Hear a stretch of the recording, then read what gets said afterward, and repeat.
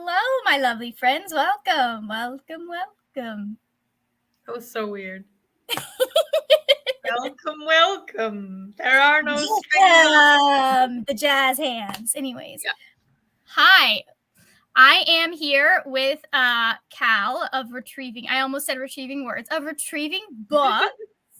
We are here for Retrieving Words Night 1. We're going to do tonight on my channel, obviously, because that's where we are. And then tomorrow night will be on Cal's channel. Did I link your channel in the description? I'm not sure.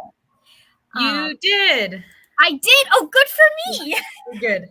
I forgot my hard drive, my external hard drive, so I couldn't edit tomorrow's video, so we did set up today's instead.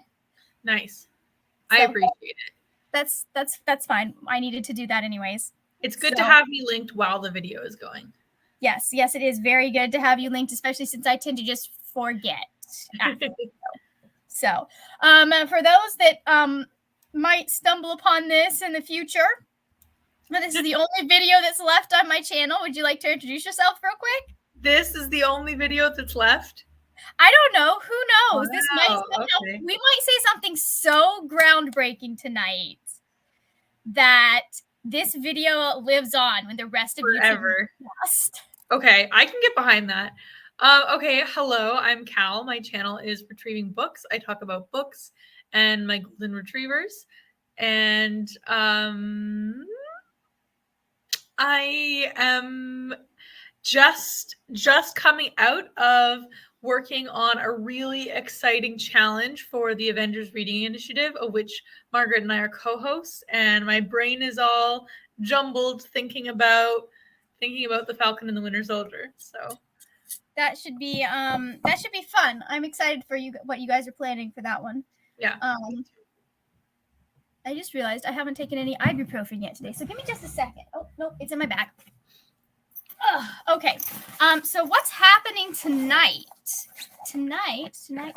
Where'd you go? There you are. All right. Tonight, what we are going to do. Well, I think you should explain how we came to this conclusion. I'm pretty sure we were just like, you suggested it.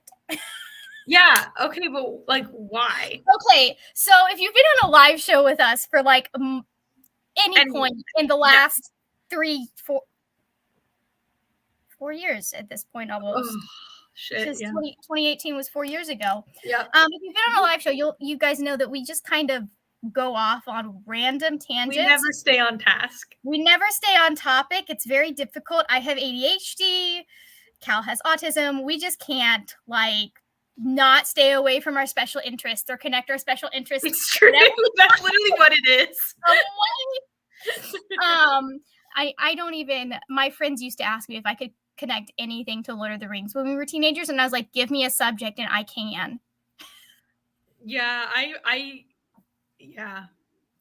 there'd be times where I'd be like, anything will make me think of Marvel right now. Just don't even say words. Well, like my favorite example is they're like, yeah, but you can't connect giraffes. And I was like, giraffes are tall, elves are tall. My God. Okay, I'm not that bad. It was that quick. I was that girl in high school. Yeah. Anyways, so we decided that we wanted to see kind of test that and do like a speed round of it almost. So I stole a mug from my parents from one of their various vacations. Cute. What? It's cute. I know, isn't it? Kind of want to steal it. I do steal it on occasion. Will they notice if it was just in your room permanently? Yes. Someone would come up looking for dishes because there weren't enough to go in the dishwasher and would go in the dishwasher one day. That's fair. So, I have my own mugs, and maybe if they ever go up there again, I'll ask them to get me some, but I can find other mugs. When you come to Ontario, you're going to be like, Cal, why does one person need this many teacups? There's no good answer for it. I'm going to be honest, Cal. I cannot judge you because if it were not for my parents imposing a limit on the number of mugs that I own, you'd be in the same boat. I would be in the same. I have less now because I got rid of my Harry Potter mugs, but I have 3 right now. 4. I have 4 in the cabinet right now, and I am You not probably allowed have to have 20. more. Yes. Also, this is a perfect example of a tangent. I saw a teacup and we started talking about teacups. like that. Inside this mug, there are pieces of paper that have various things that we'd like to talk about. I think I might have mildly misunderstood the assignment, because some of these are things that are specifically going to apply to you and be things that only you will be able to talk about, but not many of them. Well, that's okay, because you can bounce off of me. Yeah, so I can do the same tomorrow night. I also have a timer. We'll see how annoying this is. If not, we'll find one on YouTube. But what we're gonna do is we're gonna pick a topic, set the timer for 5 minutes, and when that 5 minutes is up, we have to pick another topic and talk about that. Mm-hmm. And we can't revisit. We have to power through. We're gonna struggle. It's gonna be hard. See, that's gonna be difficult, not like connecting things back to points that we've made previously. I think if it fits, I think that we can get around it in that way. Okay. But I think it has to be like it can't be a reach, like so not like else. If we talk about one Marvel topic and we make a point in that, we can make that same point if we do another Marvel topic that's similar. Okay. Yeah.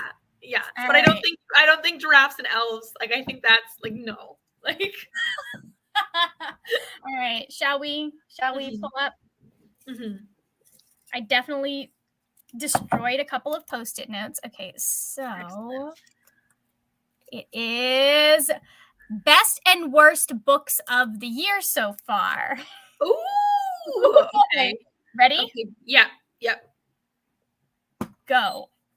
I don't remember what I've read. So honestly, I think one of the books that's blown me away the most is Year of the Reaper by Micaiah Lucier, and I know I've said that a lot lately. You have. But it really was good. And then I think you said it on my channel. Probably the worst book of the year that I've read so far was Son of Rosemary by Ira Levin, which is the sequel to Rosemary's Baby. I gave it 1 star. It was horrendous. Oh my God. Yeah. I am trying to think I don't think I've read any truly terrible books, but my Bookly is behind. Not my Bookly, Bookly. Bookly will have the answer. Oh my God. Ha! It's fine. I think that, while I can talk about one that I just finished The Atlas 6, which was so good. Phenomenal. It was so good. I'm so mad at Olivia Blake. If I see her, it is on site. I will, for ending it that way. Worst book this year. What has been the worst book I've read this year? Because I haven't read any bad ones. I haven't read a lot of stinkers either. I mean, we could technically say an accidental romance because I read it for like 5 minutes this year. Oh, I don't know. I don't know why I'm not going on this. So Ship of Magic is not the worst book I've read this year, but it's probably the most disappointing because I had really high hopes having read Assassin's Apprentice and really liked the character and really liked what she was doing with the story, even if it was mostly dudes. And then she has this much more diverse, at least gender-wise, story, and it has some of the most vile male characters I have ever had to experience in my life. Yeah, and it's one of those things where I know she's building up to a point, and I know what she's using them for, but I'm like, but do I have to spend as much time with this person? But they are really slow-paced books, so then it's like. And it's not like they're around for 2 chapters. Like they're around. They're around. And also because I was trying to read it all in 4 days, I couldn't take breaks. I think if I had been able to take breaks, it would have been easier. I just took a week-long break trying to finish Royal Assassin because I wasn't sure what was going to happen and I was stressed out. Very fair. So anyways, but I think that's been the most disappointing book. Do I have a favorite one from this year yet? I don't think so. Another really disappointing book on my end was The Bone Spindle by Leslie Vedder. It was really marketed as this amazing sapphic Beauty and the Beast retelling meets Indiana Jones kind of, and they make it look like the two main characters are going to be the main couple and all of that. I can see why that would be really annoying. And to me, it's not even the fact that the main okay, so to me, it's not even the fact that the two main characters don't end up in a romance. Like, that's fine. I don't care. But like, it was really marketed as this like very queer book, and like really, like that's the equivalent of saying that any book with a queer character is a really queer book. Do you know what I mean? Like, the focus of that book definitely is not a queer romance at all. No. Okay. The queer woman in the book is treated like shit by every other character consistently. Like, just kind of like the dumb himbo, like Adora type lesbian that everybody shits on. And I was like, are you kidding me? Like, this is it. This is what make like the main romance, the romance that's actually successful is like, you know, a hetero romance, and like it's all about, I don't know, and the straight girl is just, the straight man character just treats the queer main character awfully. The writing was, it's just such a bad book, honestly. It was just so bad. Worse than the other one that you just mentioned? So like, I think it worse than the other one because there was like potential for it. Son of Rosemary is just like, he tries to have sex with his mom, like, you know what I mean? Like, it's so outrageous that it's is it a retelling of Oedipus? Is that what we're dealing with? No, it's just like Rosemary has been in a coma for 30 years, and when she wakes up, her demon baby, it is ruling the world with a cult. He has a ginormous cult, and when his mother awakes, he's like, Mom, oh my God, I never got to have you as a boy, so now let's make love. And I'm like, what am I reading? So you know what I mean? Like, that was a faulty behavior, though. Like an outrageous 1 star. The Bone Spindle I gave 2 stars because it. Oh, we're done. We're done. Okay. That's it. All right, the next one. You're gonna like this one. All right. Here, let's see if you can read that. Can you read that? Can you read that? Golden Retrievers? Yes. No. Just read. All right, timer started. Go. Okay, so Golden Retrievers are essentially one of the most versatile breeds on this planet. Name a breed, they're not as versatile. Golden Retrievers are the ultimate, like, whatever you want to do with them, they can do it, except like work. They're very soft. But like, they can do sports, they can do service work, they can do obedience, they can do confirmation. Most of the top performing obedience dogs are like Golden Retrievers or like Malinois or something, because you need a dog that like wants to work for you, right? Can they be guard dogs though? No. They're retrievers. They do everything. So my trainer says they're terrible guard dogs, but they're excellent watchdogs.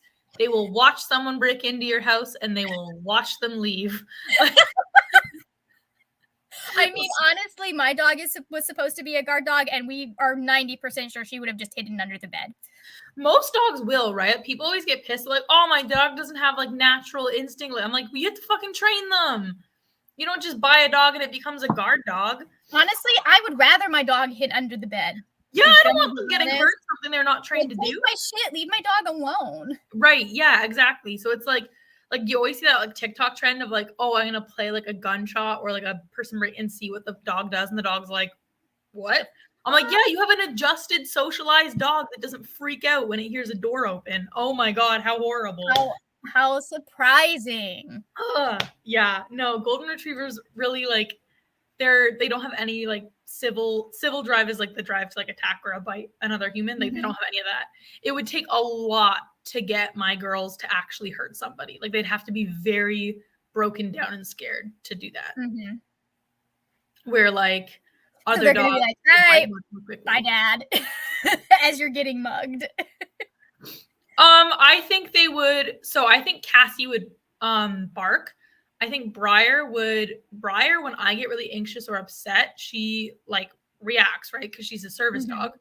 I think she would just do that. And I think Briar would end up getting herself very hurt if there was that. Because I think she would try to intervene. I think Cassie would run. Like, Cassie would be like, better go get help. She was a very timid puppy. And like, even one time Wilder's border collie like snapped at her, was like, fuck off. And she hid under the bed. Like, she was a very timid puppy, and we had to work on like making her confident.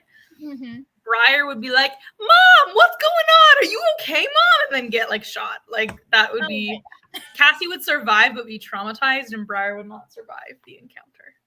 But golden retrievers were bred in the 19th century in Scotland. That's where they were developed by like wealthier landowners in order to do waterfowl retrieving and be a breed. I remember this one. I remember this one. They're supposed to have great drive outside, but also be able to turn off in the home.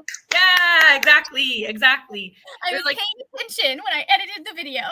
They're supposed to be like the ultimate all-around companion, right? So like both outside and inside, and I truly believe that they are when they're well bred. There's unfortunately a really big line split in golden retrievers, which means that like show line goldens and field line goldens have been bred to be very different, even though they're the same breed and like they get the same papers and everything. There is a very distinct difference between them, and lots of show breeders won't breed field dogs, and lots of field breeders won't breed show dogs. Mm-hmm. Obviously, I have a dog that is a show field mix, so my breeders don't have that philosophy, but lots of them do, including Emma's breeder, Emma's breeder won't put any show dogs in her lines, for example. So it is a problem because the integrity of the breed is at risk when show breeders won't breed for ability and field breeders won't breed for show. Yeah, they have to have both. So I think that the best golden retrievers, when they're bred, have show titles, obedience titles, and hunting titles. That's the trifecta for me. I don't care what else your dog can do. Mm-hmm. If it can do those three things, like that's a sign of a great golden. And the really, really fantastic goldens I know have all three of those things. Nice. Mm-hmm. Nice. Are you going to get those for either of the girls or no? So Cassie, my big hope with Cassie is to get her obedience and field titles. And I don't think she would win in the ring, not because she isn't good conformationally, but because she really isn't what show judges are looking for. Mm-hmm. So there's a separate title you can get where instead of competing, you take your dog to a conformation judge and they just judge her conformation and they just say good. Maybe we'll make a rule that you get like 30 seconds to wrap up or finish your sentence. Okay. Yeah. All right. What's our next one? Okay. Our next one, I think, is upside down, and I can't open it. Ooh, okay, this should be fun. So, consumerism on BookTube, go. Okay, this is such an interesting topic because I even felt like that video I posted today where I was showing all the books I have.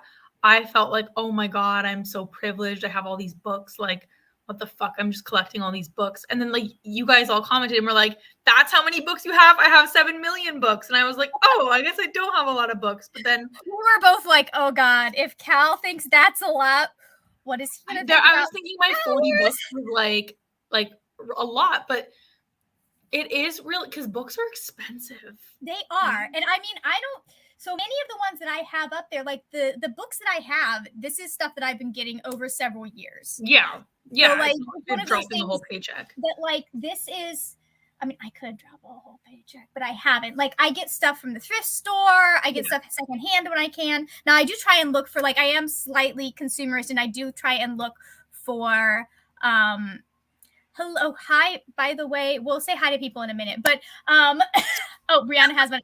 Reading and book collecting are two different hobbies. I completely agree. I don't like that, though, because I feel like think of somebody who has just their e-reader. Like my mom just has a Kobo, and that's all she has. She doesn't have a single book. Yeah, and that I feel like when you get to the point where like the majority of your books, you're just buying them to buy them. For me, that makes no sense. But I'm also very like strict in what I buy. I want to buy books that I know I'm going to like and nothing that I'm going to want to set on fire. But like, I see no problem with people having large book collections. That used to be something that only royalty could do. And I'm just like, I had another point. It's gone. Well, the access to literature and books and stuff is obviously like a privileged thing. Yeah. I just like, I almost wish, I guess, and this is like maybe an insecurity of mine, and maybe it's not coming from like a really like thought it, but I sometimes wish that like part of the BookTube experience wasn't being so concerned about the aesthetic of like bookshelves and stuff. Because like I'm never gonna be that person that like has a nicely organized, like neat, clean area for that. Like I am it looks like I am, but if you could see my room right now, Cal, you would notice that my shelves are also storage areas for everything that I don't know what to do with. I just have like 3 shelves that look really nice on camera right now. Okay, so for example, on top of my bookshelf right now, I have one of Portobello's dog toys, my passport, party hats, one of Cassie's dog toys, a doily that I dyed pink on Halloween. Don't know why I did that. A note card I got from a coworker in the States, a bookmark. Like it's just not, you know, like it's just I just put shit there. I currently have all of my cloth masks on mine. I have the Nice. a quintessential ADHD pile of bills on mine. Like for me it's more like I know that very much your access to these kinds of things can be taken away because libraries don't keep them in stock. And so if there's something I really enjoy, I know I want to read again, I'm gonna get it. Well, and I also okay, and this is bad of me. When it comes to my nonfiction, I'm like, I want to show that I read that. I don't know. It's like a snobby thing. I also, for nonfiction, I like being able to take notes if it's something that I really enjoy. And it's easier for me to tell if I'm going to like a nonfiction book than if I'm going to like a fiction book. Because a fiction book, I have to get to the end to know if I'm going to like it. But even if you read one chapter of a nonfiction book and you learned something, then that's great. The Black Cabinet, I was 2 chapters in. I have read like 3 nonfiction books in the last 3 years. So you're going to hear me talk about the same 3 books every channel, every time. But I knew within 2 chapters that I was going to be buying it. And so I went and I bought it when I had to turn it back into the library. So, but like, I don't know. I feel less like risky buying nonfiction that I haven't read than buying fiction. I agree. I have fewer unread nonfiction too than I have. Yeah. I think I'm more likely to impulse buy fiction and then not want to read it than nonfiction because I'm so picky with the topics of nonfiction that I buy. And I don't know. I think, you know, it's their money, and if they want to do what they want, that's I don't have any problem with that. Now, what I do get into is when people start getting very like elitist or get snotty towards people who don't have a lot of books, who don't have great access to books, who don't live in the global South, which comes up every time the library pirating thing comes up, because I have very differing opinions depending on your social status and where you live. Like someone like me should not be pirating books. And we have great access. So, anyways, that was our 5 minutes. That was our 5 minutes, and I left off on a really good one. Oh, some other time we should talk about consumerism in the dog community, because let me tell you, collar collectors, that's a thing. Wait, collar collectors? Yeah, like blinged out fancy collars. Oh yeah. Why would you want to? Oh, speaking of nonfiction, our next topic is good nonfiction. Oh my God, we might have done a whole video on this. Yes. 3, 2, 1, go. So are you wanting like recommendations, or are you wanting like discussion? I just put good nonfiction, and where we take it, we take it. Okay, let me grab one. Okay, hold on. I'm going to go grab one too. We might be grabbing the same one.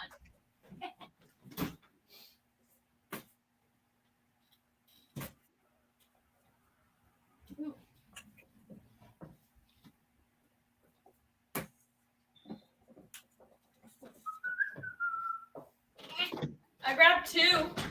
I grabbed a bunch. Okay. I just got grabbed a bunch. I only grabbed 2. Okay, hold on. I'm gonna restart the timer because we had to go grab books. Oh, okay, that seems fair. Okay, so it's one of the 2 you. Well, I don't think you own it physically. I grabbed the 5. I don't own it physically. I read it. That was fantastic. We can both co-sign that book. Yeah. This was so well done. She almost it was almost like she was like, it's real women, real history, like talking about Victorian England. It was like she was writing a better version of a Dickens novel. I felt like it was one of the best works of interpreting and investigating and finding primary sources that I've ever read. And the most random fucking primary sources. Like, girl found records. Like, that's a skill that I struggled with a lot more, obviously, than she does. But she has a skill for that. She found records of, hold on, let me see if I can find, you go on yours and I will see if I can find when this woman was the born. first one I wanted to mention was Planet Palm by Jocelyn C. Zuckerman, because last night Jocelyn C. Zuckerman fucking Said you did commented a good on my job. video, which is the highlight of my whole life, that the author of this book said mine was her favorite critical analysis of this book. Now I have to go watch that critical analysis. And she's like, I can't believe you did this while gaming. I was like, There's a part of me that wants to find a way to do something like that for me, but I don't know how I would even manage. You know what? You should get Elder Scrolls Online, and then we'll start by playing together and talking together while playing. We could do that. We could do that. That'd be really fun. Do that. Okay, she found a birth certificate from November of 1843 to went all the way to Sweden to get this woman. I couldn't believe that she found records in Sweden. Well, it's funny because it looks like Sweden kept better records than England did. Just based on everything that she had. But Margaret, can you imagine, because I've been in this position before, looking through archives in a language you don't speak? I mean, maybe she can speak Swedish, maybe she can, but the chances are that she cannot, right? In all likelihood, she cannot speak Swedish. I don't know what her specific degree is, because I know that it's a history. She's a historian. Yeah, if you have someone who has a degree in Anglo-Saxon, they are going to be able to speak several of the medieval languages, or a degree in medieval state. They're gonna have a basic knowledge. Latin for sure. But she just, it doesn't say anything about what it just says that she's a historian. It doesn't say what her degree is. One of my big holdups is that I can't search archives in French, because so much of Africa is French language. So I can't even imagine. And I do have a very, very rudimentary understanding of French. So then can you imagine Swedish, which is not an easy language to parse if you're not familiar with Nordic languages? Yeah. Fantastic. And I don't know, because Nordic languages do have a link to German. So if you have any knowledge of German, that might be easier. I speak German, and I'm telling you, it's not easy. So German spelling is really, really simple. Everything's phonetic. It is the way it looks. Then when you get to Dutch and Swedish and shit, it's here's 17 J's, and you're like, why are any of these here? All of them differently. Yeah, exactly. Another nonfiction that I found that was really, really good is The Color of Law by Richard Rothstein.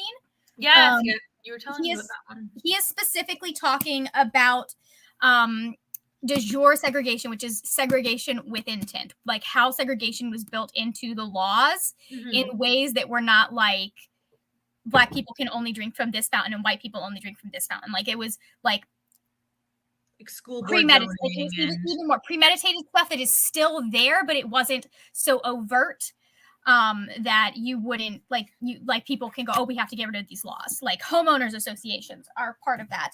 This was put together so well. The way that he flows from topic to topic made it so easy to follow along with what he was talking about and what was going on.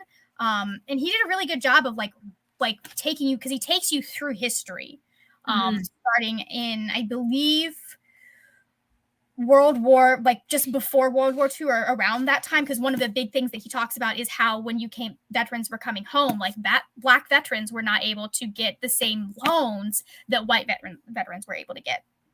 So I think too, Black veterans had more integration in World War I than they did in World War II.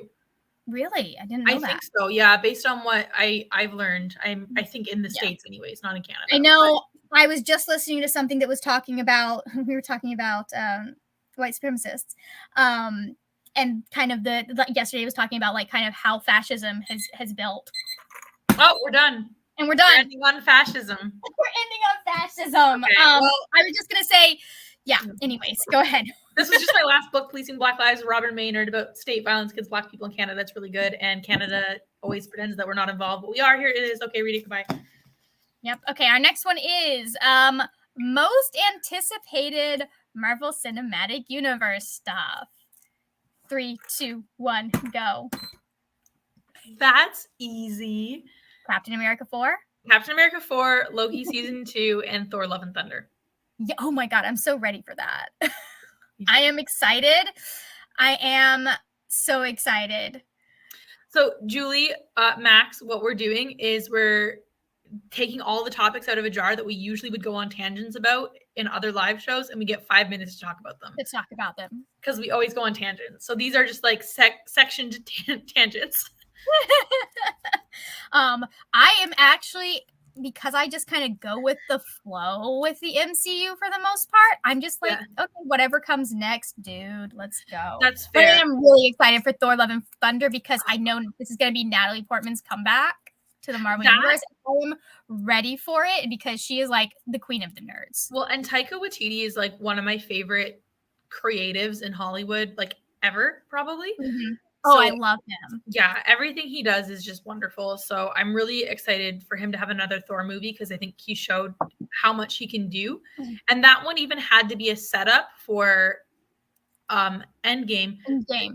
This one I think can just be a bit more like exploring Thor. I think it's going to be exploring it. Brianna over at 4 Paws in a Book says Doctor Strange because I have a date with Cal. True, May 7th, baby.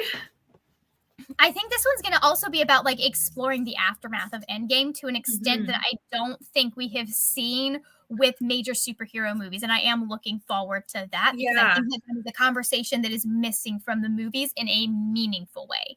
You know what I mean? I know that with Tony, we definitely did look into mental health and stuff, but I think that we're taking that maybe one step further with Thor, with like, okay, you've been asked to be a warrior your whole life, and now it's like, oh, I'm totally burnt out from that. I can't do that anymore. Who am I? Yeah, what do I do with this? Yeah.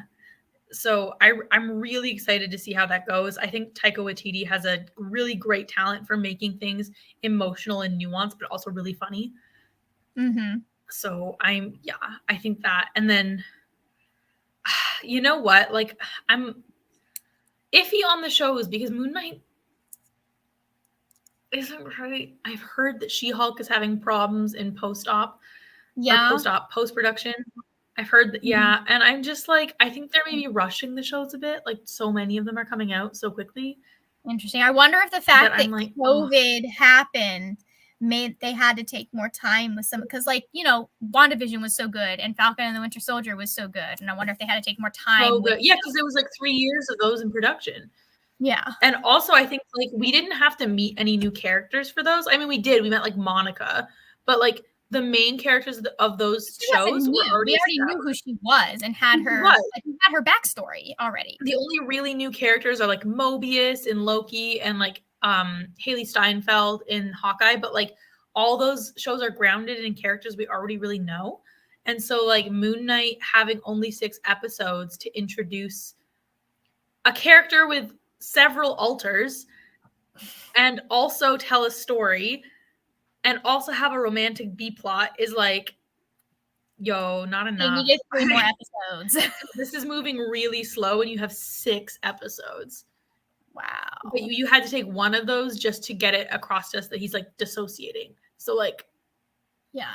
And I hear that Oscar Isaac is done after Moon Knight. So like, really? Yeah, I heard that. So I'm like, what? That makes no sense. They just got him started on an entire franchise. That's interesting. I wonder, because one of the things in the show is that his wife, like Khonshu, the moon god, who is like, he's the avatar for him, he like wants Mark's wife to be his avatar more than Mark. So I wonder if it'll like end, because she's the greatest part of the show. But yeah, I wonder. That's interesting. I'd be okay if there wasn't another season, but I know that's not a popular opinion. I know that like a lot of people are loving it. I'm just kind of like, But it's not the other ones though. Like I also didn't love What If. So yeah. Well, I don't think What If was ever supposed to be more than just like kind of a show version of the What If comics, which are one-off comics. Yeah, although it does tie into Doctor Strange, but no. Okay, well, everything ties into Doctor Strange at some point, apparently. That's true.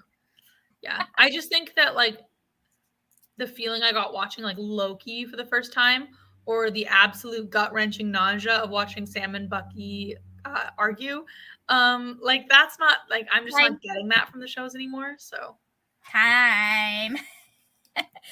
Rachel says, true, but remember how the first couple episodes of WandaVision were. I liked them. Yeah, but I thought that they were really well done, and the they were being purposeful on what you couldn't understand. And it got 9 episodes. WandaVision got 9 episodes. It's the only one that's got 9. Other than, I don't know how many What If got, actually. That's a lie. But like all the other live action ones have been 6. And Moon Knight for sure Moon Knight needed more. Yeah. Yeah. Well, sometimes that happens. All right. What's the next one?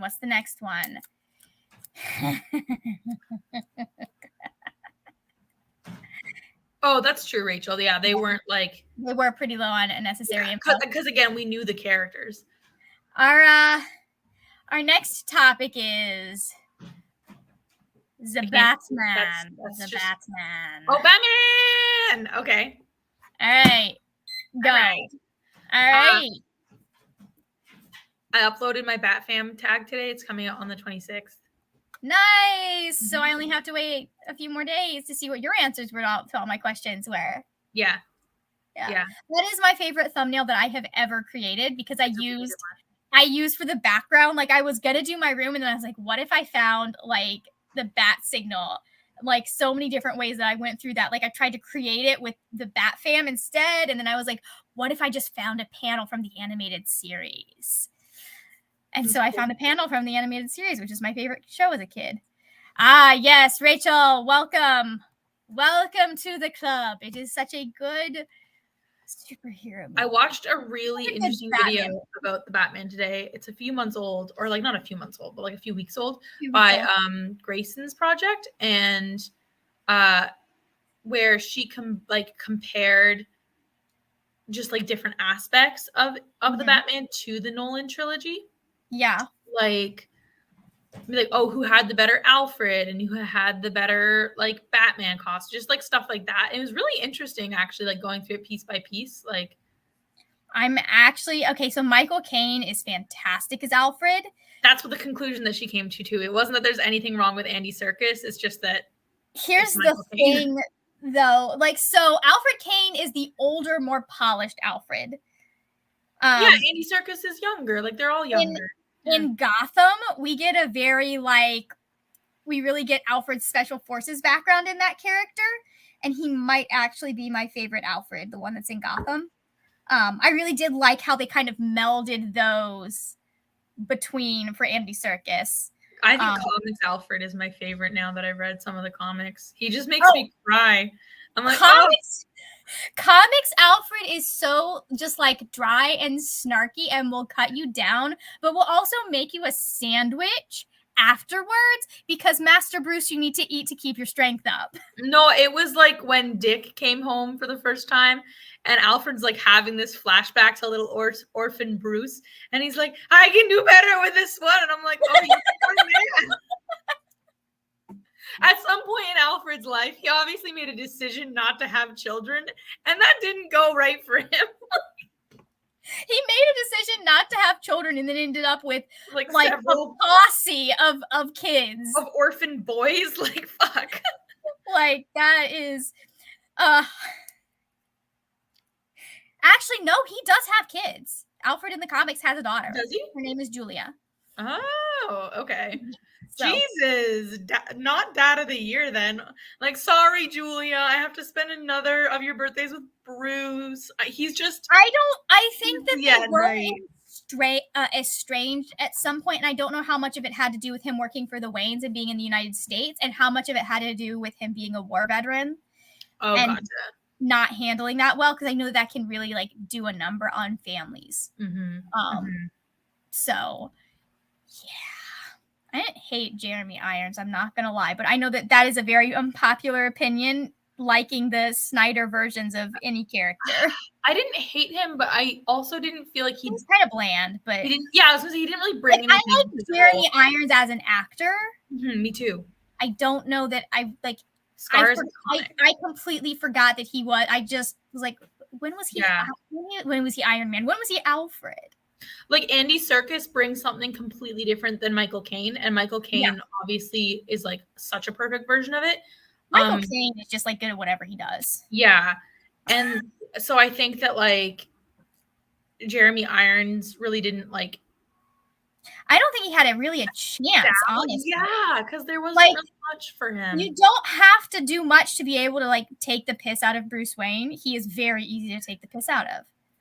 Like, that's the key. Like, as long as Alfred does that, he's a pretty decent version of Alfred, but it is also not a terrible, like, that's all the writers, and then you just have to do delivery. Yeah, because we know he can. I mean, Scar is iconic. If I'm having a bad day, I'll just go listen to Be Prepared, and think about. So Jeremy Irons is talented. I would like to see them incorporate somehow in, like, a cameo role Michael Keaton in one of the next Batman movies. I think that would be the Batgirl movie that's coming out on HBO Max as Bruce Wayne. I like that. Yeah. So it's like where she's the hero and he's more like the mentor at that point. Oh, nice. So that's almost like a Batman Beyond vibe. It's like an alternate universe, yeah. Okay. I saw the costume for that one and people were getting mad and I was like, it's purple leather. Are you expecting it not to be campy? Like, this is her costume. Like, how can it not be? This is her costume in the comics, guys. You guys get mad that it's not accurate, but when they go accurate, you get mad that it is. And it's like, listen, superhero movies are campy. Get over it. That's why all the fans are gay. Like, there is a reason Captain America's pants are so tight.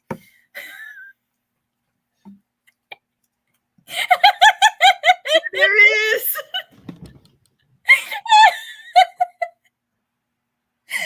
Okay, anyways, like, honestly, people would complain about the Captain America suit if it was not red, white, and blue, and therefore patriotic colors. Like, they'd be like, it's too garish. I love his navy suit though. The darker his suit, the better. His nomad costume is the best one. That his nomad look is literally like God tier.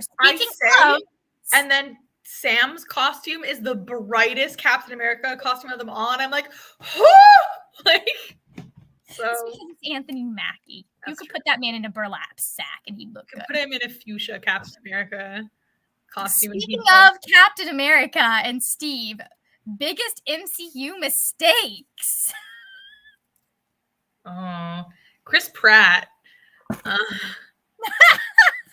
mean, I don't think they knew at the time that they cast him that he was going to end up being Chris Pratt. That's like, true. I'm not going to lie. I don't like the guy as a person. I think he does a very good job playing the characters that he is given. There's a reason Andy is so lovable, and it's because he's good at his job. He is good at his job. Yeah, you know what I mean? But I find Star-Lord very annoying. He is super annoying, and it's one of those things that you have to be able to, like, identify with him on some level to, like, not hate him. Yeah. They tried. My God, are they trying in this next Thor movie? They're like, no, they're trying to make Thor look gay. They're not trying to make Star-Lord look gay, though. Like, did you not see the earring and the little vest and all of that costume? But that's the thing. Is Thor is like, he's like, look at the people you love, and Thor's like, you, and Star-Lord's like, not me, bro. Like, it's all about Thor. Like, no, I'm looking at my people. Dude, listen, Taika Waititi's whole vibe in 2022, the year of our Lord, is men with long hair and beards being gay as shit. So, like, that's the vibe this year. Okay, we're going with it. That's funny. Brianna says the end of Endgame, worst mistake, and that it gets to one of my pet peeves of comics, in that we don't let superheroes retire. Like, they either have to die or they have to be stuck in an alternate dimension or something, instead of just letting them, like, and I understand why in the comics that is a thing, because in the comics you have no limits. But I think it would have been a much stronger storyline to have Steve in the present decide to retire, because we'd actually built him a life in the present instead of having to send him back in the past so that he could have some semblance of a happy ending. Like, I can't believe he ruined Sharon's life. He ruined Sharon's life and then went back and fucked her aunt. Like, there is a theory that Sharon might have ruined her own life first, because there are people that are like, it could be possible she's been what she is since before we met her. But canonically, until that is said to be true, he ruined her life. Yeah, true. I mean, in his defense, the writers, in fact, ruined her life because her man in the comics had no time with her on screen. It's true, yeah. And clearly then when we saw her in Falcon and the Winter Soldier, it was like, oh, no, she actually is a great Sharon. No, she's exactly the Sharon from the comics. Like, if they had given her that in The Winter Soldier, if they had given her that in Civil War, like...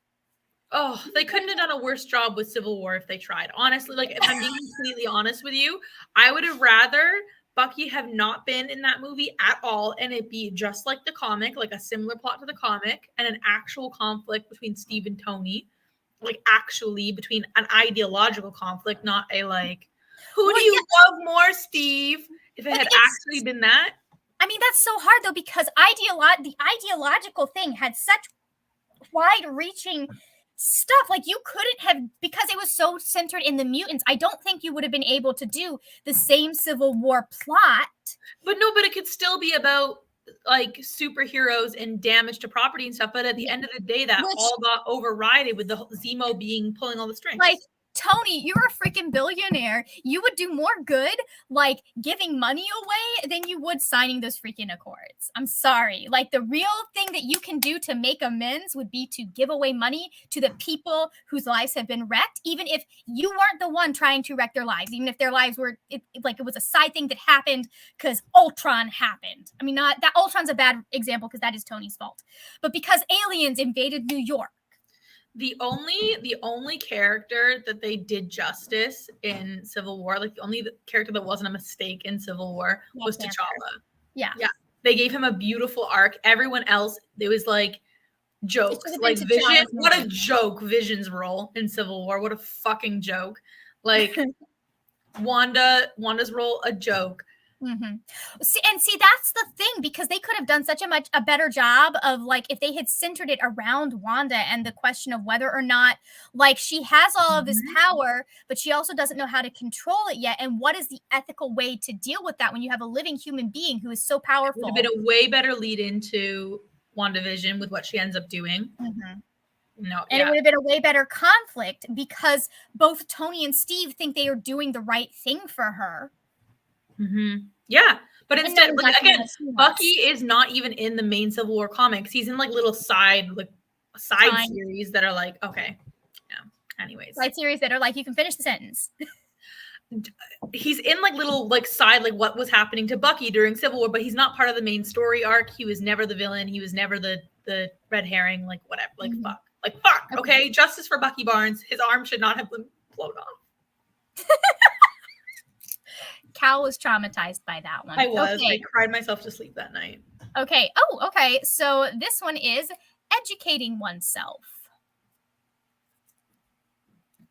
I'm thinking it particularly in educating oneself in regards to your privileges and understanding people who do not live like you. I'm so glad us two white gals are having this conversation. That's great. Well, so that was kind of my kind of where I was going with it, is like, as someone who is privileged, how do you, like, what advice might you have? I don't know. Hold on, timer. So my advice, like my big advice, would just be like, find people who are the ones that are central to the issue that you are curious about and listen to their voices. It's a really easy one. And listen to all of the voices, with the ones that happen to support whoever it is that you agree with. I think also, like, being okay being wrong. That's a big one, because I see that a lot of time people get really defensive and like act like the fact that they were ignorant is a big black spot on them, when no, the thing that's making you a problem is how you are reacting to this and your unwillingness to take the correction. Yeah, for sure. And I think that it took me a while to distinguish. I'm fucking young. But like, it took me like active work and thought to distinguish between I'm wrong and I'm dumb. Like I used to be like, oh, like if I'm wrong, and then I'm like, I was dumb about something. No, it meant someone gave me the wrong information. I'm not dumb. You give me the new information, I can process it and learn it. But it was hard to be like, well, I was taught in history that Yeah. racism ended after this point in time, and I want to pursue a career in history, so I'm right about history and you're not. Yeah. No. I mean, your grade 10 history teacher taught you the wrong thing because that was in the curriculum that was designed by the government that is shitty and has an investment in white supremacy. For me, I think it was like a pretty, like, I don't know, I think it was a pretty easy transition for me to some extent because of the way I was raised, which was like, because I was raised very conservative, Christian, creationist, all of that stuff. And so they're sitting there, like, you're taught your entire life, you cannot trust entirely the institutions because they give you the wrong information all the time. And then I realized that the ones giving me the wrong information was in fact the institution that taught me that. So like, that was, hey, wait a minute, George. Why aren't you just the same as the government then? You're both lying to me. You taught me critical thinking and to question sources, and now I question you. Yeah. I don't know. I think it's the big thing is never be unwilling to admit when you don't know something. That doesn't mean go up to just anyone, like go to Google, or if you have someone who you have a relationship with and it comes up in conversation and you want to be like, hey, can you direct me to anything that would help me figure this out? Like, but don't go up to random people. Use Google and YouTube. YouTube has so much stuff on it. Podcast. Just stay away from the Nazi stuff. Because apparently it's actually also, like, speaking of Nazi stuff, I started a lot of my education very interested in German history. And I think because German history is such an outrageous example of when things go a certain way, it's very easy to be like, wait a fucking second. Everywhere does this. They just had a really like, I think that, you know, I don't actually go talk to Nazis, but learning not about necessarily the Nazis, but about the 50 years before that, I think is yes, like talking about how Weimar Germany was attacking trans people, like that kind of stuff. We were literally, so I go about this all this time. My favorite podcast, he is continually like drawing parallels between what is like he'll talk about people in the historical like history. We talk about what's his face, the dude that's always in everything. Stanley. Oh, Henry Morton Stanley. Like, we talk about him every other episode, and then like we'll talk about someone who's in the present, and he'll sit there and like he'll talk about like, okay, so this is what's happening.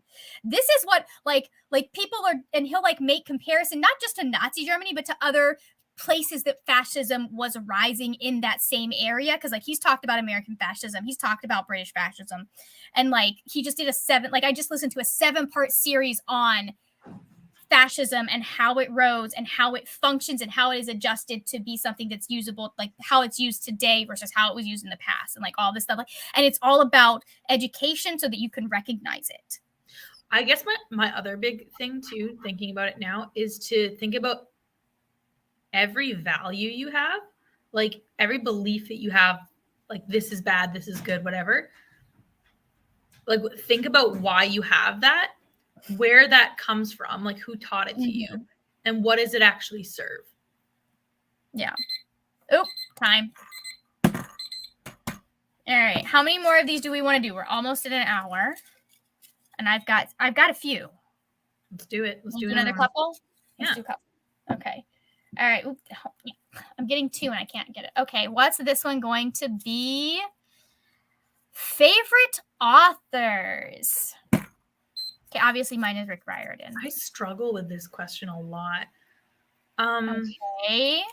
Because it's always like, oh, is it the authors that I read the most from, or is it the authors that I just like?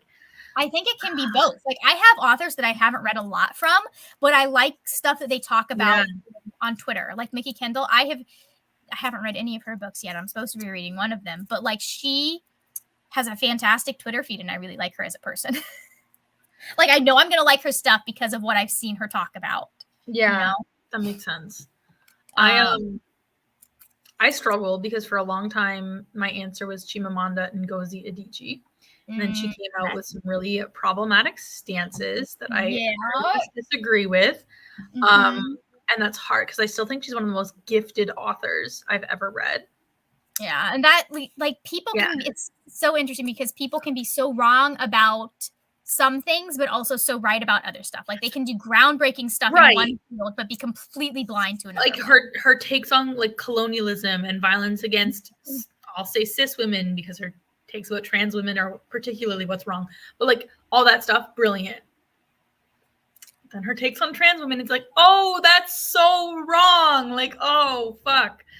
But yeah, she is those books, like her books, man. Let's see. I own several of mine. I'd have like obviously there's Riordan. I love V.E. Schwab. Yeah, V.E. Schwab for sure. Now she's one that's funny because I don't love every book that she's ever written because there are some that I would like to set on fire. But the stuff that she writes that I like, like she just gets it. Yeah. So good. And mainly that it's person Chase of too. Magic. She does. She does seem like a cool person. Anyone who wrote Alucard. I get you, you know. The fact that she's not willing, she's willing to call Terry Goodkind, or was willing to call Terry Goodkind an asshat when he was alive. That was a hard one for me because I grew up reading his books. Like he was one of the first adult fantasy authors that I read, and I really liked them. And it's funny because knowing some of the stuff that came out about him later and how awful he was to women, certain things in his books make sense. It's like, oh, you weren't just putting that in there because it's accurate or because it was for a good. You were putting that in there partly for your like. You enjoy writing that. Yeah. That's part of why I feel uncomfortable reading like Patrick Rothfuss, for example. Like I haven't read any of his stuff either. It's one of those things where like I was like, oh, this is an interesting take, but I really like your writing and I think you're doing a good job and blah blah. Like it's something like by itself, it's not weird, but then you find his really old blog post that he wrote that was really gross about women, and you're like, you haven't changed because it's still in your work. Yajiasi, holy shit, she's a powerhouse of a writer. Mm-hmm. That's really hard for me. It is. Like, who's someone new that you found this year that you enjoyed? Anybody? So recently I read this book called Year of the Reaper by Micaiah. And there we go. Rabbit. Oh boy. Wow. She has 4 novels. This is the only one I read, but I love this one so much. And I would say standalone? Isn't it a standalone? Okay, cool. And I would say similar to like how smart I thought this one was. We were talking about this earlier. The Atlas 6 was so smart. The fuck? So smart. Olivia Blake, like the way her mind works, if I had just a fraction of that, I would be happy. Like if I could be a fraction of that. So I think what we need to do is sit down together one time and try to plot out something that intellectual, because I don't know if we can do it alone. Like she's gonna have to work that out talking to someone, right? There's gotta be like a board with strings somewhere. Like, and that's indie published. Like that was originally indie published. It shows you that there's talent everywhere, right? That like the right, like it's not going to be the book for everyone, because I think it is very like cerebral and not very plot heavy. And they're not super pleasant characters. Like you spend a lot of time with like there are like Nico is a genuinely pleasant character. Here's the thing. I think the only character in that book that is genuinely unlikable is Callum. I think everyone else, like they might be a little bit off-putting at first, but once you get to know them as a character and know their motivations, you are on their side. Dang it. We were getting somewhere good. We were. But yes, I agree with that. It's fine. We'll talk about this next week. We have 2 live shows next week. Will we? Are we going to be done those books? I will be done, hopefully. Listen, if all we talk about for that hour is Atlas 6, I think we'll be fine. Yeah, okay. And you've read some other dark academia besides me. Okay. Reading goals. What are our thoughts on reading goals? Are they useful? Do we like them? Timer starting now. So, as a mood reader, I do have reading goals though. Every year I attempt to read one more book than what I read last year, because I am in constant competition with myself. What happens if you read less books one year? It resets to 100. Okay. Yeah, I Makes fail. sense. I fail, Margaret. I fail. I love how you're like, it resets to 100. I'm like, okay, so you just start over again and you're like, I fail. Yeah, my streak is broken. I do really like having like the tracker on Goodreads. I really like that feature. I know other people get really like upset when they see that it's behind. I get like, oh fuck, we gotta read. Mine hasn't been updated in 2 months at this point, so I update mine every second chapter. Like every time I'm really consistent with my, because I like that progress. Like every time I hit an even number chapter, I update my page count. Like I did at the beginning of my journey with Goodreads, and then I stopped caring. Well, I've been doing this for 4 years, so it's. So I've been doing it for more. I don't know. I feel like it's more fun for me to have it be something that I can kind of fill out myself, if you know what I mean. But I also don't use Goodreads ever except to log what books I've read at this point. So That's true. Yeah. I also have the goal of completing every Avengers board that comes out this year. And I'm behind, don't worry. And I have the goal of eventually completing all of the Avengers boards someday before I die. 2055. That's only 30 years from now. I expect I'll live longer than that. I'd be 60. No, I'm just saying that's when you'll complete them. If you guys would stop releasing like 75 boards in a single month, maybe I'd have a chance. Some of us are. I'm not caught up. I don't know who I'm talking about because it's not me. It's Liz, probably. We literally just decided to take a break. We did. I also wanted to read more books by trans, or not necessarily by trans authors, but just books with good trans representation in general. But yeah, like mostly trans authors. This year, those are my goals this year. My goals this year is I always do read 100 books, and then I go further if I am ahead. I have a goal to read 36 books from my physical TBR because I have way too many books on my physical TBR. As we've established. We need to get rid of some of those because a girl is moving eventually at some point in her life, and I don't want to take all of those with me unless I love them. I want to do 6 buddy reads. I want to finish 6 series that I started 2021 or before. Like, it can't be something I started this year. I want to read 20 science fiction, and then I have my usual goal of like half the books, like at least 50 books by authors of color, and it like has to be 50 different authors of color, not just like 50 books. I'm gonna read 50 books. I'm gonna read Tristan Strong 50 times. I'm gonna read all of Talia Haber's backlist and knock so many out. No, I have to do a different author. Every time. Okay. Interesting. Yeah, I definitely never put goals on format for myself. Like it makes sense to read like the author, but I feel like that's like just mentally sometimes I can't do one format or another. So I'm like checking things off. I do too. Yeah, I just can't like. Well, okay, so I write out 100 slots in my, like 100 spaces in my. I have 114 actually. This year is my goal. And so like I just filled out number 38 today, and like that feels really nice. But definitely I don't put any other qualifiers on it because like sometimes I just like can't sit still enough to like read a physical book. So I'm like, all right, audiobooks it is.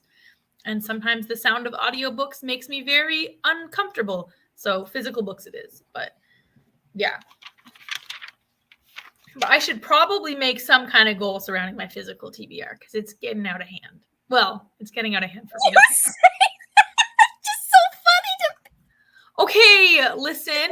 You don't want to know the flack I get from Alex when I come home with another book and they're like, what about those? Tell them that Margaret has 144. I think maybe 140 at this point this year because I've read some that were on there. And Brianna has like 200 plus, so.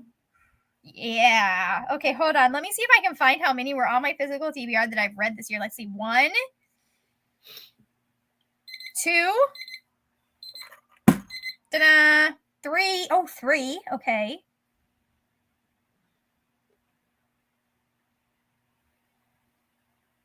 4. 5. I am at 139 now. Mitchell.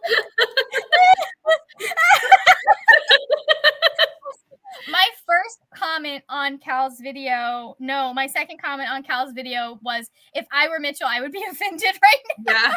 No, I know. And he replied. Every single one of them was like, Mitchell gave me this. Mitchell Mitchell gave gave me Okay, this. but you don't see how many that Mitchell have given me that I did read also. Like after Mitchell took that global lit class, he gave me like 6 books. He was like, here you go. And I was like, oh, wow. So like, I think. Well, okay, so actually it might be Mitchell that is the problem. Yeah, okay. No, we just like, we always get each other like books for our birthdays. And I like that. I've done like guest lectures for Mitchell's English class, and he gets me a book as a gift whenever I do that because I will not accept payment. Nice. Okay. So, yeah. 2 more, you think? 2 more. Sounds and good. Then we'll do our outros. I'm going to get us both canceled. No. Small dogs. Small dogs. Oh! What did you think it was? We have to be careful here because Mitchell has the smallest dog on the planet. Her name Mitchell is a decent human being, I assume, who does not let his dog run amok and go harass other people's dogs. Well, okay, also Yo-Yo would not harass other people's dogs because she believes that everyone else is below her. Yo-Yo is a dwarf Jack Russell Terrier, so she has like a regular Jack Russell Terrier head and then just like the tiniest legs. This girl runs like 10K with him. She's a fit chick. But like the first time I ever met her, she like came in my house and like jumped on the table and like sat on the table, like the kitchen table. I was like, oh damn, okay, Yo-Yo's in charge. Like it was a power move. Like Yo-Yo's amazing. But she doesn't have any of the like typical like little dog. She's not the chihuahua that barks anytime someone who is not her person comes in the room. No, she's really friendly and sweet, very snuggly. She's just like, my last boss had one of those that like she was always in a sweater and she was always in mom's lap. And the sweaters like literally everyone. Oh, but you're in Florida. No, they don't. I am in Florida. In Canada, I get putting a sweater on your little dog. Like, yeah. In Canada, I would put a sweater on my schnauzer too. Like, I bought Briar a winter coat, and then when she was in it, bitch jumped into a frozen river. So I was like, all right, you're clearly not cold.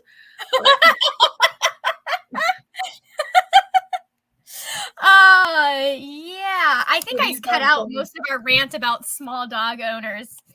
To clarify, the bad ones, Mitchell, not you. Yeah, and I think because people only associate genetic like breed problems with big dogs, they like think of like hip dysplasia and heart problems that come in like bigger dogs. I mean, honestly, I only ever thought of like hip dysplasia. Right, so you're not thinking about like the eye problems or the teeth problems that are the allergies that come in little dogs. Allergies, whether or not the dog can breathe. Right, like, okay, so maybe your Shih Tzu isn't going to get hip dysplasia, but its teeth might fall out by the time it's 5, and that's really not fun either. So. Yeah, or your pug might suffocate just because it got excited. Getting a well-bred dog of any size is important, not just dogs with hip issues. Yeah. And also training. Yeah. Yeah, and I just think also, like, too, you have to remember when you get a little dog, unless you're getting like a specifically bred companion breed, like a Cavalier Spaniel or like a pug or something, they still have a purpose. They're still dogs. And they still need, like, I think that's something that people don't realize about dogs, because dogs can't tell us, and we're really bad at recognizing when animals are bored. Like, dogs need, like, this is any breed dog, but like dogs need mental stimulation. They need stuff. Are we bad at recognizing when dogs are bored? Because they make it really clear.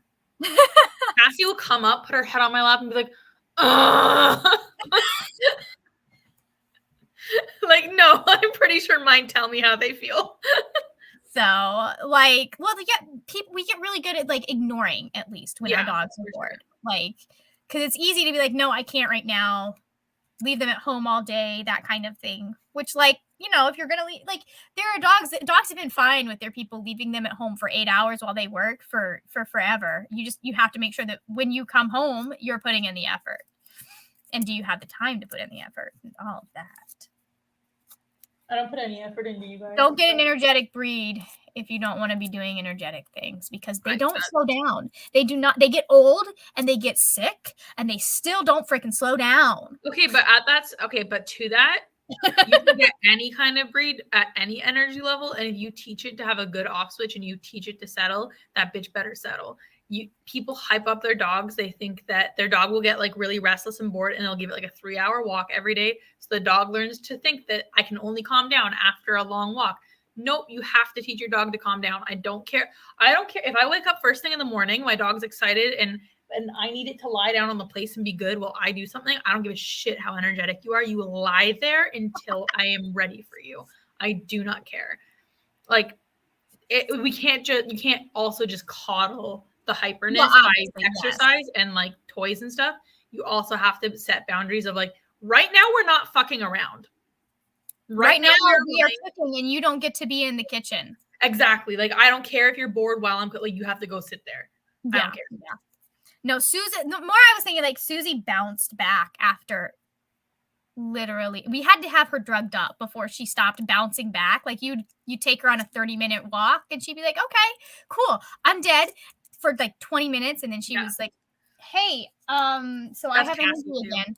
Yeah, no, like, my dad was like, oh, will Cassie be able to? No, it was my mom.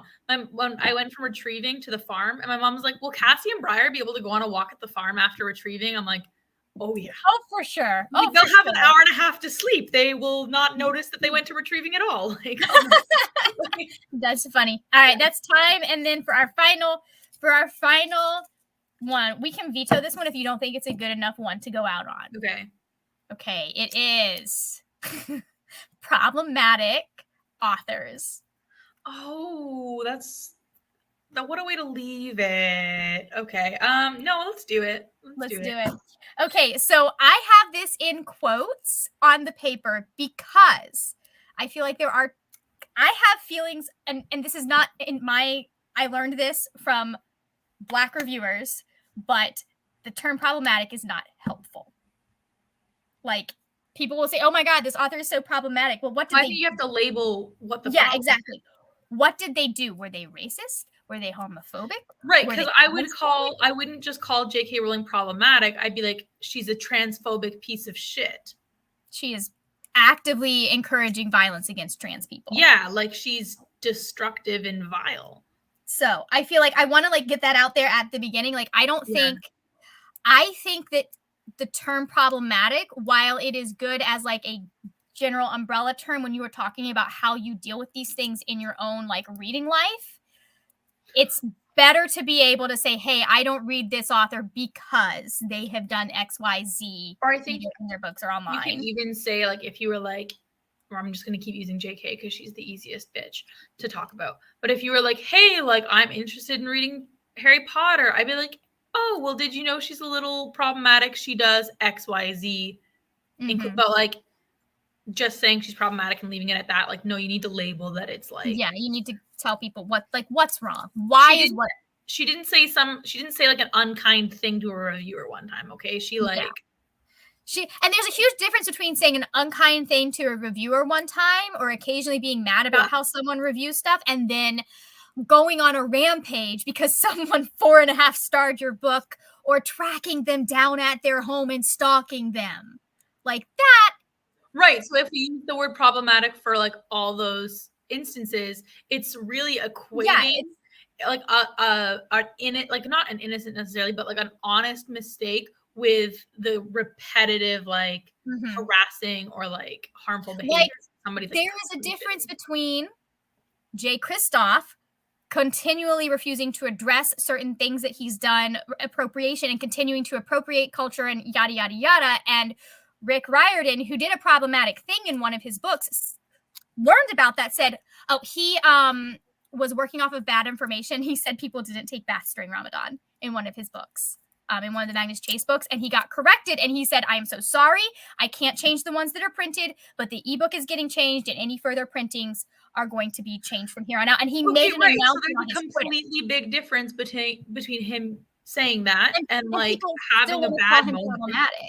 Yeah. Like, now I will say Rick Riordan has fat-phobic content in his books. Like, he does. And it makes me sad, and I'm sad that I see it in some of his like more current series. And it's basically it's one of those things that like you can tell it is there, and part of the reason it's there is because it is a middle grade staple. Like, just like that is a typical thing The fat, funny, bumbling character is always the fat evil character. Like, because you have Gabe Alagliano and like Percy. I mean, he's 12. I get that, but like Percy's like part of Gabe's character flaws are that he's fat, basically. And Percy said his stepfather. Oh, I was thinking about Frank. Oh no, Frank is just a chunky boy, and we love him.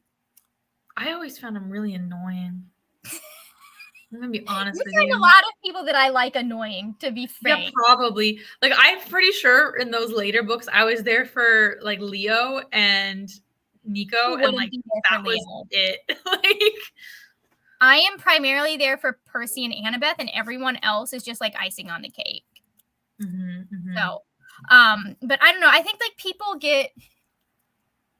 For me, a lot of the time, it is a personal choice about whether or not you still read an author, et cetera, et cetera. I think we have a greater burden because our reading it can equal support of that author and their platform. Right. If I'm reading in a vacuum, I can read whatever I want. Yeah. But when you're reading and your job is to like influence what other people read. Yeah. And I don't think that people should be like, because I see sometimes people will try and go around like policing what people are reading. I don't think that. I do think, though, that what people read and what people support and what people will put on their favorite books of 2021 list, despite what's come out about what the author was using as inspiration, like that can inform you. Oh, she went there. I have unsubscribed from people because I was already on the fence about them, and then that book came up in their favorites list, and I was like, no. Yeah. Like, you're a great person. I like you as a person. Okay, bye. We all know about it at this point. Yeah, I can't when people. I can't with the Harry Potter anymore. Whenever I see it, I'm just like, we don't all. That's the thing. We don't all know about it because these, like, as often as I have seen people act like these. Everybody knows about Harry Potter, though. But yes, everyone. Maybe not Cerulean Sea, but everybody knows about Harry Potter. She's made a big enough ass of herself. Everybody who is on the internet. I know there are a lot of people who are not like as if you're not like in tune on the bookternet, I don't think you're gonna know. Listen, a lot of my 93-year-old grandpa knows about it, and I didn't tell him. So, oh my God. Okay, good for your 93-year-old grandpa. Because he was a huge fan of Harry Potter because it was like filmed in Scotland and stuff. But he's like, I don't get what she's talking about, and we're like, yeah. I have a few friends that still like Harry Potter, but like that's not their biggest issue. Yeah. So, like there's other stuff we need to work on before we tackle that one. And in tackling some of the other stuff, hopefully it'll make the rest of the process easier. Yeah, it might. Okay. Anyways, all right. So, that is Retrieving Words Part 1. Yeah. You would like to see us go on about more stuff tomorrow night, or again like this, we will be on Cal's channel doing the same thing at the same time with different topics, the same topics. Who knows? Oh, I plan on being a little cheekier. I think I'm excited to. Yeah, I definitely forgot the entire scope of the assignment. No, you didn't. This was perfect. This is exactly what I wanted. I just think that I'm going to be like sillier. Like I'm like you put some like really thoughtful. I was like, what would Cal be able to talk about for 5 minutes without stopping? Anything, mostly. Yeah, so I put down subjects that I thought you'd be able to talk about for 5 minutes without stopping. You did a great job. And yours is going to be like, who has the best ass in the DC universe? And I'm just going to be like, it's Dick Grayson. That is uncontested. Dick Grayson. Dick Grayson. That is, in fact, uncontested. It is canonical that everyone admits in the DCU that Dick Grayson has the best ass. He's an acrobat. Of course he does. Yeah. Well, also that, and he has good genetics, obviously. Oh, man. So, anyways, I have this lovely person linked down below. Yes, you with your fantastic. Your hair looks really good, by the way. Thank you. I went like this with it. I was like, yeah. I'm digging how it looks right now. Looks Looks very nice. He is linked in the description box. Thanks.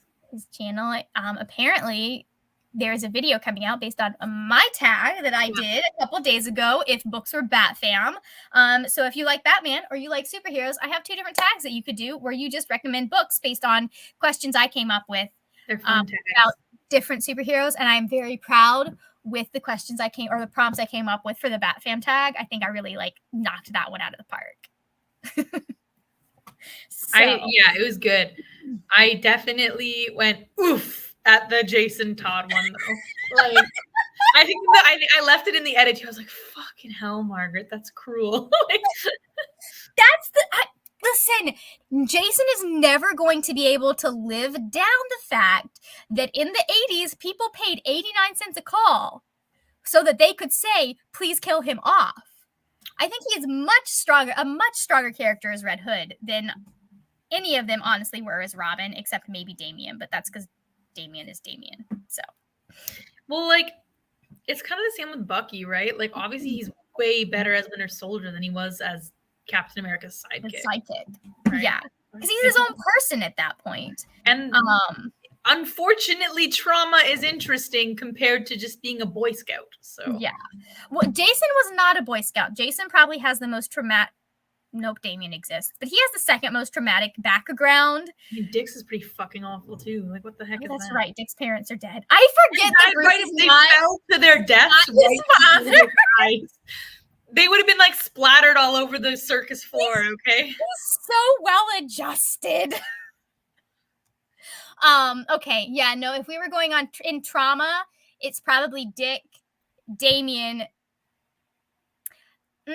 No, it's Damian, Dick, then Jason, because Damian, in fact, was raised by abusers. So, and then Tim's just I want to be a detective.